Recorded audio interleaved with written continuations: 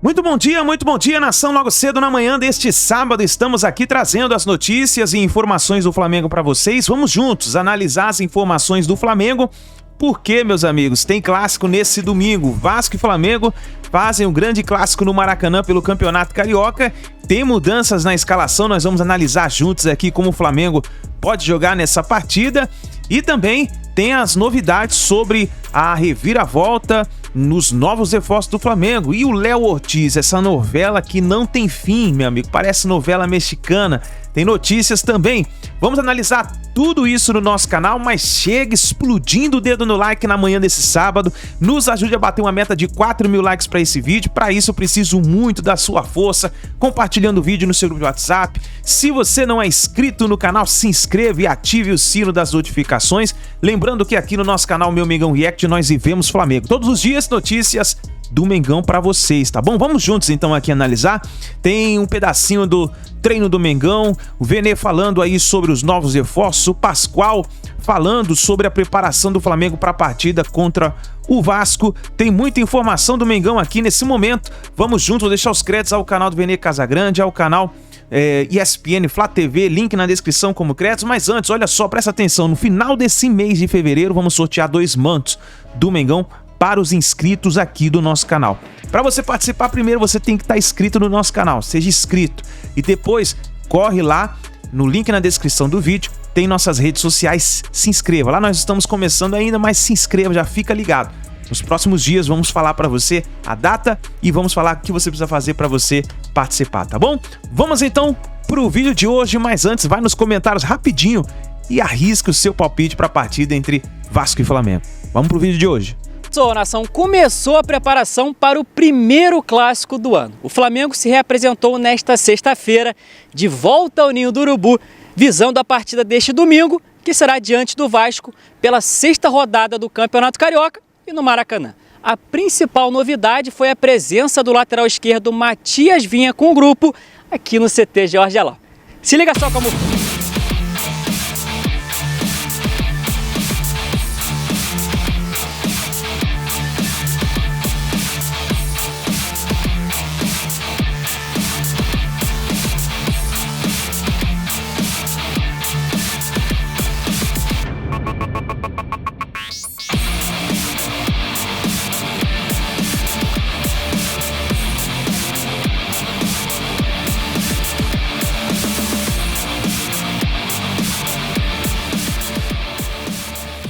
Pedro Henrique Torre e as informações de Vasco e Flamengo. Valeu, pessoal. Nome definido para o árbitro do jogo. Clássico dos Milhões, domingo, 19 horas, Maracanã, Vasco e Flamengo. Quem vai apitar é Wagner do Nascimento Magalhães com Rodrigo Nunes de Sá no VAR. Isso tudo foi decidido na tarde desta sexta-feira aqui na sede da Federação de Futebol do Estado do Rio de Janeiro, a FERJ. A FERJ convidou os clubes Vasco e Flamengo, envolvidos no clássico, para definir em consenso o nome ideal, na verdade os nomes ideais para a arbitragem desse clássico no Maracanã. O entendimento de pelo menos quatro árbitros que estão na prateleira de cima da FERJ. Existia quase que um consenso em nomear tanto o Bruno Arleu quanto o Wagner, e na impossibilidade do Bruno, entendendo a magnitude de um clássico, um peso como esse, a necessidade de árbitros experientes. Eu acho louvável a transparência do processo da FERJ, do departamento de arbitragem da FERJ também. Como foi dito, foi um nome escolhido, ambos os nomes, né, escolhidos em consenso, e que também são a opinião da área técnica do departamento de arbitragem da FERJ.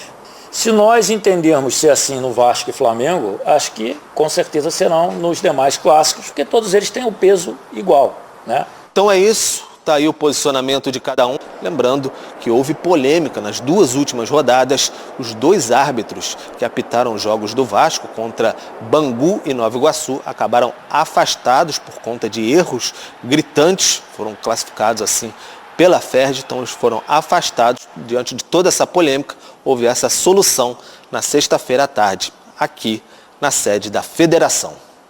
Na antivéspera do clássico, de um clássico dos milhões, Elton, Vasco e Flamengo, a notícia é o acordo entre os times para a escolha do árbitro do jogo. É demais, né? A gente escolheu o nosso professor que vai dar a nossa nota, né? A gente precisa passar de ano e precisa concluir o curso. Vou escolher o professor que vai dar a minha nota. Então é mais ou menos isso que Flamengo e Vasco fizeram, né? O Wagner Magalhães também é um árbitro que já se envolve em polêmicas e isso é inerente à arbitragem brasileira.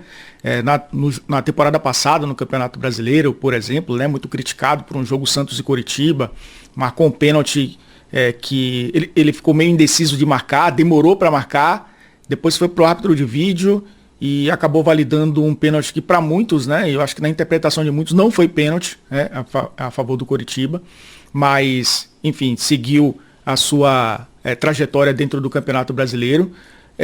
A gente ouviu aí, parece até aquelas histórias do futebol da década de 90, né? Que o cara senta, tivemos 2 para escolher aqui, porque a gente lembra, né, que o Estatuto do Torcedor, ele há muitos anos exige sorteio dos árbitros, né? Você coloca ali os nomes dentro de um pote e sorteia o árbitro para o jogo.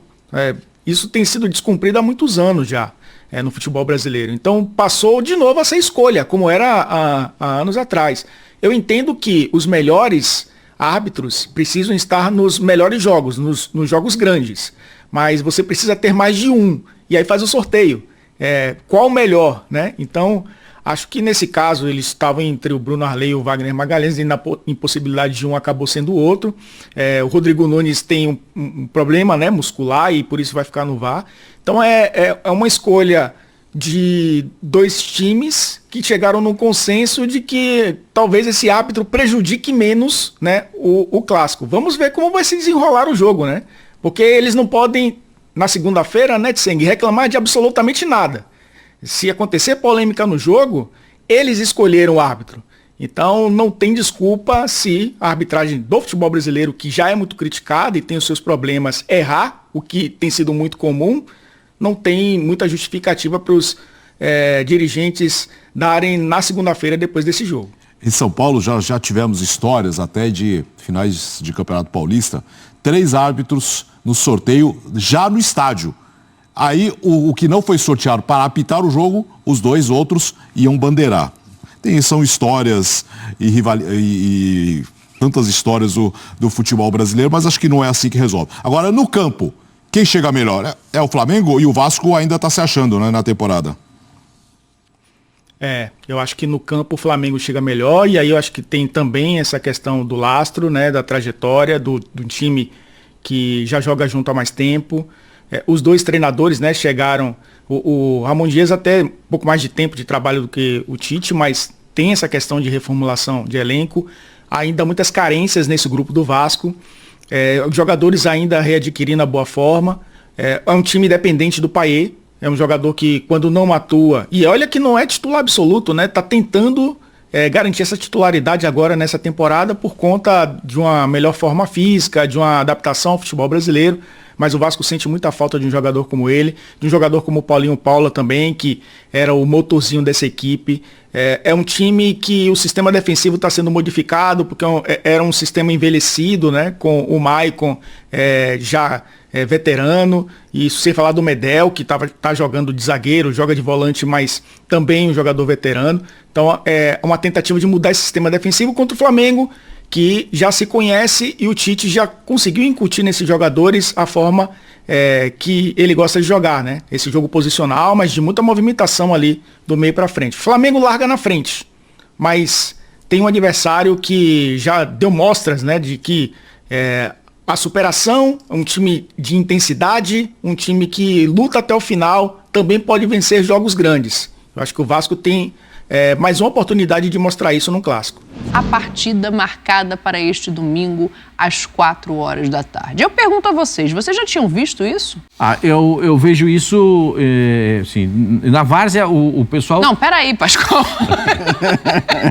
Eu tô falando do futebol profissional. Não, na várzea, eu sou da várzea.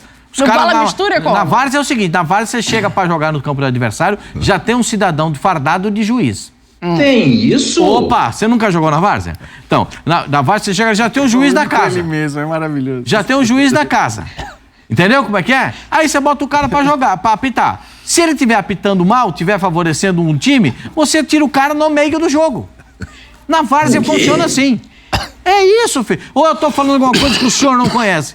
Tô falando uma coisa... Agora, isso Tem certeza disso? Muito obrigado, isso me ajuda bastante. Agora, a gente tem que entender o seguinte... Tem tanta reclamação da arbitragem no Rio de Janeiro, mas que a Federação Carioca não poderia abrir mão de escalar o árbitro. Isso não é normal, não é factível, porque você está transferindo a responsabilidade para os clubes. E aí os clubes vão escolher ou não o melhor ou o bom. Para o jogo, o bom quem escolhe é a federação. Não tem esse negócio de time escolher. Sabe por quê? No próximo jogo o Flamengo vai falar, esse cara não quero não. E qual é a autoridade da FERJ para dizer que não? É o precedente. Então, o Rubinho, presidente da Federação do Rio de Janeiro, abriu uma situação muito ruim para o futebol. Muito ruim. Ou então ele não acredita nos árbitros da Federação Carioca. Se ele não acredita, ele deixa para os clubes escolherem. É muito ruim isso, é uma opção muito ruim. A arbitragem já é o elo mais fraco desse processo todo. E quando abre esse leque ainda, piora. Agora, o árbitro vai fazer o quê? O Flamengo e o Vasco me escolheram para apitar. E ele entra o quê? Super pressionado. E já está pressionado para apitar o jogo. O árbitro, a federação... no caso, é o Wagner do Nascimento Magalhães e o Rodrigo Nunes de Sá no VAR. O Wagner Magalhães é experiente, é rodado, ele acerta, ele erra, ele está apitando agora mais cadenciado, ele não está correndo tão perto do lance, ele está um pouco mais cadenciado para apitar jogo. Apitou o jogo do Fluminense. Isso é elogio que você está fazendo? Isso é elogio que você está fazendo? Não, né? Porque isso é ruim, não é, pro jogo? Não, eu acho que ele está bem. Eu acho que ele está... O Wagner atingiu uma maturidade de encontrar os atalhos dentro do campo, não se apavora com o lance. Ele é o cara mais experiente da arbitragem do Rio de Janeiro. É um elogio. Mas ele entra muito pressionado. Poxa, se ele der um lance... mas tem VAR, né? No clássico tem VAR. Agora tem VAR.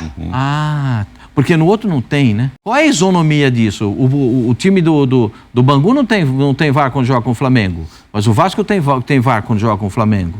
Qual é a isonomia? Eu não entendo essas coisas. Eu tenho muita dificuldade para entender a escala de árbitro da Federação Carioca, com os times escolhendo, e a falta de VAR em todos os jogos do campeonato. Eu não entendo. E aí, Mauro, o que Acho você achou que abriu da um decisão precedente. E da escolha, né? Abriu um precedente desnecessário, isso ainda vai dar um problema no futuro. Ele começa um veta aqui, veta ali, veta aqui. Esse eu não quero aquele lá? Quero, vai dar problema. Entendi, li lá que eles acharam que, escolhemos o cara certo, foi de consenso, ele é o mais experiente, ok. Mas se ele por acaso errar o lance, o time já vai pedir para ele lá apitar também. Eu acho que a FERJ tinha que assumir. Tô com o Pascoal nessa, ela que tem que assumir. Gente, vai ser o fulano. Se ela quisesse fazer um agrado, que fizesse ainda por baixo dos panos. Ô, fulano aqui. Porque não é raro isso, né? Eu acho que é o que deve acontecer. Os clubes definirem por baixo dos panos. Exatamente. Quem vai apitar? Não é uma coisa assim, os clubes influenciarem na decisão de quem vai ser o árbitro não é uma novidade. Mas sempre foi indireto, Exatamente. né? Nem no Brasil, nem no mundo. Assim. Não precisava escancarar em vários lugares, assim, né? os caras falam, não, eu não quero esse cara, olha, isso aqui você não, porque... Não... aqui mesmo tinha muita coisa do veto. Vetou esse, vetou aquele e tudo mais. Não, agora a Federação Carioca está vetando. Ela mesma afasta o árbitro. Ela tá afastando os caras que erram, né? Nos dois últimos que apitou do jogo do Bangu, o Nova Iguaçu e Vasco foi afastado, né? Sim. Por conta das duas entradas do Vasco. Os dois últimos jogos do Vasco os dois tiveram jogos seus do Vasco. árbitros afastados. Mas assim, eu concordo muito com o Pascoal em relação ao precedente. O problema é o precedente que você abre porque a partir do momento que você faz isso num jogo, você vai ter que fazer sempre. E se você não fizer sempre, você vai acabar gerando uma insatisfação. O Botafogo e Fluminense, quando forem jogar, vão falar, não, queremos aqui sentar e definir o árbitro. Tudo bem, você pode até dizer que é uma maneira mas eu não acho que é positivo. Você pode ter motivos extras para definir qual vai ser o árbitro X, qual vai ser o árbitro Y. Então, assim, o precedente, ele é muito ruim. Para o jogo em si, sinceramente, eu não acho que ele vai... Até nisso eu discordo do Pascoal, porque eu não acho que ele vai entrar mais pressionado. Pelo contrário, acho que ele entra de alguma maneira... Grande. Fala, pera lá. E talvez mais preocupado de não desagradar ninguém, porque, afinal de contas, os dois o escolheram para estar lá. Mas o precedente é uma coisa negativa, de fato. Quer ver um negócio? Vamos ouvir o Spindel para a gente continuar essa conversa, porque ele foi um dos representantes do lado do Flamengo hoje na FERJ e participou dessa escolha diretamente. Vamos ouvir o dirigente. Eu acho louvável a transparência do processo da FERJ, do Departamento de Arbitragem da FERJ também. Como foi dito, foi um nome escolhido, ambos os nomes, né, escolhidos em consenso, e que também são a opinião da área técnica do Departamento de Arbitragem da FERJ, que foi, obviamente, ouvido também. A posição do departamento é importante no nosso consenso, na nossa decisão, que, como disse o Clauber, foi prévia.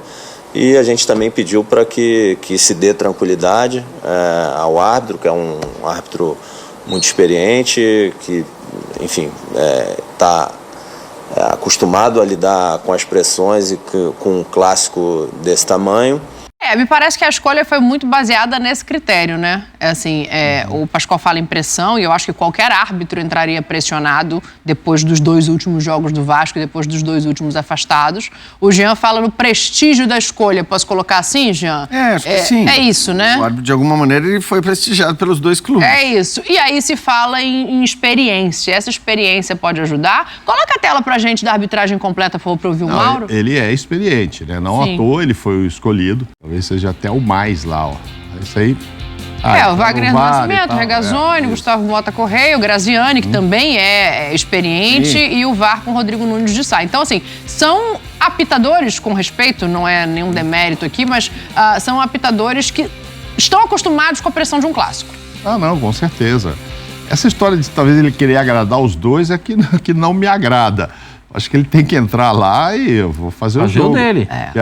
Os caras me escolheu, agora eu vou dar um pênalti contra ele. Não pode ter isso, entendeu? Não ficar preocupado aí. Não vai ser empate. Não, e isso tem que ser algo válido para todos os jogos. Quer dizer, qualquer árbitro, teoricamente, entra em qualquer jogo querendo não desagradar ninguém. Claro. No sentido de não errar a favor de ninguém. A única coisa, e aí eu vejo um problema maior até nisso, em relação à isonomia que o Pascoal falou, do que no VAR. Eu sei que tem muita gente que acha que assim, o VAR ou tem em todos ou não tem em todos. E concordo que é o ideal. Porém, eu acho que assim, o VAR, teoricamente, não é que ele é um benefício para um time X ou um benefício para o time Y. O VAR, ele serve para diminuir o número de erros. Quanto maior o número de erros que você conseguir diminuir no campeonato, seja ele num jogo, em 2, 3, 4, 5, 6, 7, 8, melhor. Claro. Porque assim, então, quanto mais você conseguir usar, melhor. Se você só consegue usar nos clássicos, eu acho melhor que se use apenas nos clássicos do que não usar em lugar nenhum. Porque eu não acho que é uma vantagem para Flamengo e Vasco. O VAR tá lá para tirar os erros da partida. Eu acho que com a qualidade, desculpa te interromper, mas com a qualidade de arbitragem que a gente tem no Brasil hoje, como ela é questionada, eu acho que o VAR acaba minimizando muita coisa. Agora, no Sul também é assim, né? Mas não é que ele está beneficiando um time em detrimento do outro. Claro. Ele está tirando erros de um jogo de futebol. E quanto mais erro você puder tirar, beleza. Agora, a escolha de árbitro, de repente, Nova Iguaçu e a Portuguesa podem dizer, escolher. Por que eu não posso escolher? Só porque eles são grandões, eles escolhem e eu não escolho. O Vasco nos 2 últimos jogos teve prejuízo. Se um jogador do Nova Iguaçu vai expulso, não sei que pode... O futebol não é linear, como a vida também não é linear. Sim. Né? Você tem as variações. Mas com um jogador a menos, a coisa poderia não ser do jeito que foi. Sim. Não, perfeito, Pascoal. A única questão é... Aí sabe o que acontece? Não tem o VAR. Quem que pagou? O marmitão, o apitador. Por quê? No lance da solada aquele lance da solada O Medel é o pênalti, a solada é do jogador do Vasco, né? Que você tá falando. Esqueci quem foi. No Rossi. A solada no Rossi e depois a outra falta no canto, aqui bem no cantinho, no segundo tempo, aqui bem... A entrada que o Rossi tomou, a entrada dupla que ele tomou. Ali, gente, não dá pra você ficar pensando, vou pensar se eu vou dar o cartão. Dá o cartão e resolve o problema. Mas eu tô com o Jean nessa, assim, o ideal é que tenha... Aí no jogo do Vasco, 0 de jogo, tira o cartão vermelho pro Jair. Não, é melhor ter em todos. Não se discute. Não é melhor ter em todos, mas não podendo ter em todos, eu também estou a favor que tenha no máximo possível de jogos, no caso, eu não sei, eu tô com o Pascoal. Agora, o que eu não entendo é por que não tem em todos. porque... O custo. A alegação é o custo. O custo e talvez os locais também que vão jogar, né? Não sei se no estádio... Em Belém. Que o Belém... Não, o Fluminense ontem jogou... No Luso Brasileiro, lá na Ilha do Governador, então, no estádio da Portuguesa. Lá dá para colocar direitinho e tal? Ou quando pensaram em clássicos é porque estão pensando só, em Engenhão... O tipo de estádio que vai ser. Eu acho assim, que até pelo quanto a Ferge morde em todos os lugares que ela pode morder um dinheirinho e tal... Acho que assim, é aquela história, né? É querer economizar o máximo possível. Então, assim, você... vai ser um pouquinho pior o campeonato? Vai, mas vamos economizar uma grana aqui. Então, e depois não dos prêmios... assim, né? Eu quero falar de bola, hein? Fecha aí. O árbitro sacrifica o jogo, na minha opinião. A expulsão do Jair com 0 de jogo sacrificou o jogo. E, na minha opinião, lance de cartão amarelo. Tem um lance de cartão amarelo que o árbitro foi afastado. Porque tem um lance semelhante do jogador do Bangu no jogador do Vasco, que ele dá cartão amarelo. E ele passa o jogo, o árbitro naquela partida, em Brasília, passa o jogo todo agoniado porque ele queria expulsar alguém do Bangu. Porque ele fez uma grande lambança com 0 de jogo. Então, fica aí afastado. Sabe o que vai acontecer? Vai apitar a Série A2. A segunda divisão do Carioca. Vai atrapalhar jogo na Série A2. Atrapalhar jogo na Série A2 é maravilhoso. Isso é o pra trás-mente. Eu quero pra frente-mente, Pascoal. Agora vai. Favoritismo desse jogo. A gente tá vendo... O Pascoal tem falado muito aqui do elenco do Flamengo. Acho que não se discute a qualidade do elenco do Flamengo. O Vasco tá melhorando, mas ainda precisa de muita coisa. Eu vou começar com o Mauro Naves, que o Pascoal deu uma respirada funda ali, Mauro. Você já respondeu. É isso mesmo. O Flamengo está num patamar que o Vasco quer chegar, mas não chegou ainda. E tem que contratar gente. O Flamengo nem precisava de tantas contratações, mas contratou para melhorar um time que já era ótimo. A chegada do De La Cruz foi sensacional. E outros que vão chegar ainda, que estão chegando, as opções que tem. A gente falava opções que tem o São Paulo, que não tinha o ano passado. Imagina o nível de opções que tem, o leque de opções que tem o Tite. Então a pressão por uma vitória ela é maior para o Flamengo? Claro, porque nesse caso a diferença ela é muito grande. Eu estava até olhando aqui, apesar do Josh Wander ter dito no dia 18 de março de 2022 a frase que aquele seria o último domingo com desvantagem no orçamento do Flamengo. Ele falou isso em março de 2022. A vantagem do Flamengo é enorme, é monstruosa em relação ao Vasco. Então, é claro que, por um lado, né, a gente estava... Para quem a vitória vale mais? É claro que uma vitória eventual do Vasco tem um peso e um valor absurdo, porque você está derrotando um adversário muito melhor que você, com um potencial muito maior do que o seu. A por vitória vale mais para o Vasco, a derrota pesa mais para o Flamengo, é isso?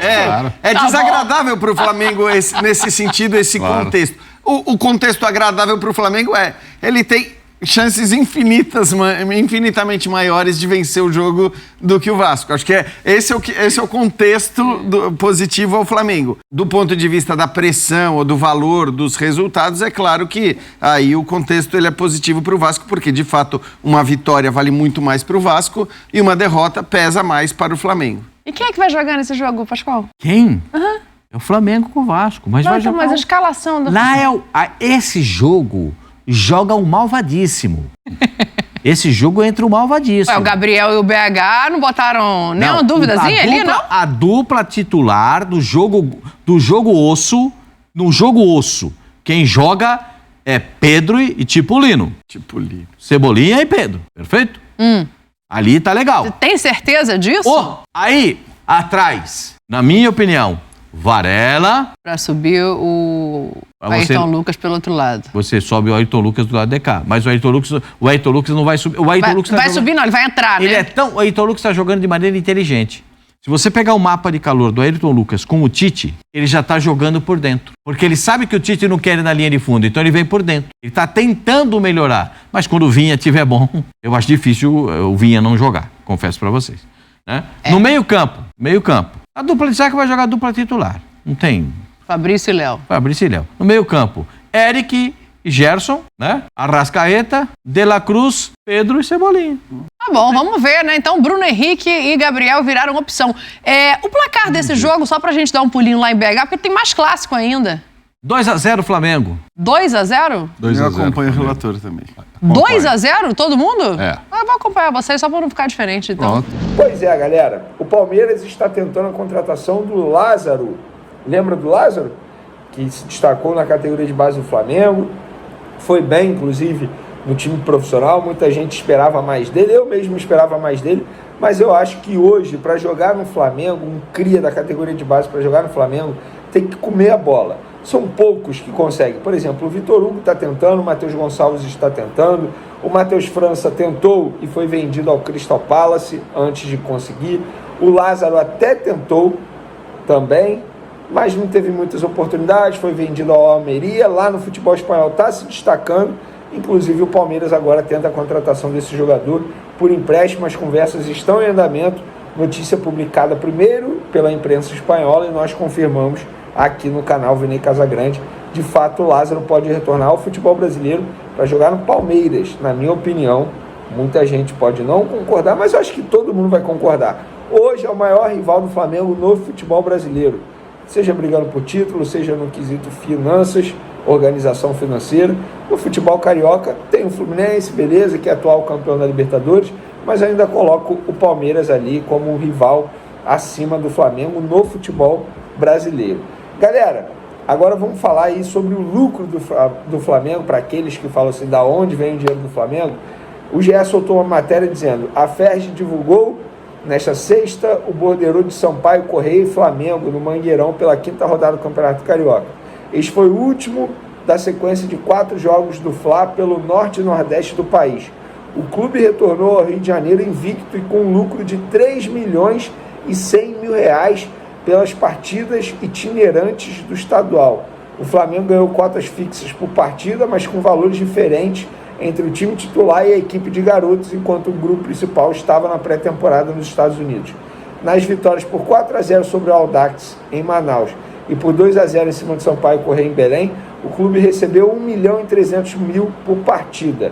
Já nos empates em 1-1 com Nova Iguaçu e João Pessoa e 0-0 com a Portuguesa em Natal, a cota foi de R$250.000 por cada jogo. Então, cota do Flamengo, R$1.300.000 na Arena Amazônia, R$250.000 no Almeidão, R$250.000 na Arena das Dunas e R$1.300.000 no Mangueirão. Todos os 4 jogos tiveram casa cheia e rendas altas de bilheteria, mas nem todos cobriram as despesas operacionais, sem contar o pagamento das cotas, que geralmente é feito antes. Nesses casos, normalmente os clubes também têm os custos de logística, viagem, hospedagem, bancados por quem compra cada partida. Isso aí, quem compra é um grupo de empresários, obviamente.